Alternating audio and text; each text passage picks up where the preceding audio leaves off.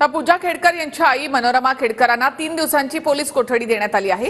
मनोरमा खेडकरांना 20 जुलैपर्यंत पोलीस कोठडी सुनावण्यात आली आहे। मनोरमा खेडकरांना आजच रायगडमधून अटक करण्यात आली। शेतकऱ्याला पिस्तूल दाखवून धमकावल्या प्रकरणामध्ये मनोरमा खेडकर यांना अटक करण्यात आली आहे। मनोरमा खेडकर यांना 3 दिवसांची पोलीस कोठडी देण्यात आली आहे।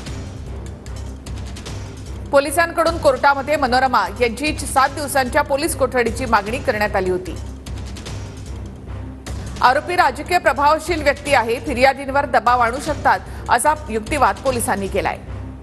इतर आरोपींना सुद्धा अटक करायची आहे। आरोपींची मुळशीमध्ये इतरही ठिकाणी जमीन आहे असं पोलिसांनी कोर्टामध्ये सांगितलं। व्हायरल व्हिडिओ पाहून तक्रार देण्याचं बळ आलं आणि म्हणून फिर्याद्यांनी 1 वर्षानं तक्रार दिली असं पोलिसांनी म्हटलंय। पोलिसांनी कोर्टामध्ये मनोरमा खेडकर यांचे व्हायरल व्हिडिओ सुद्धा दाखवले। पूजाची आई मनोरमा खेडकर यांना पौंड पोलिसांकडून अटक करण्यात आली आहे। शेतकऱ्याला धमकावल्या प्रकरणी महाडच्या हिरकणीवाडीतून मनोरमा खेडकरला अटक करण्यात आली आहे। मनोरमा खेडकरकडून महाडमध्ये वास्तव्यासाठी खोट्या नावाचा वापर करण्यात आला।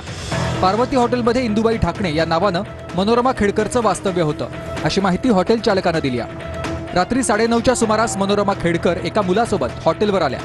इंदुबाई ज्ञानदेव ढाकणे आणि दादासाहेब ज्ञानदेव ढाकणे अशी त्यांनी नावं सांगितली। मनोरमा खेडकरांनी ड्रायव्हरची ओळख मुलगा आहे असं सांगितल्याचं हॉटेल चालक म्हणाले।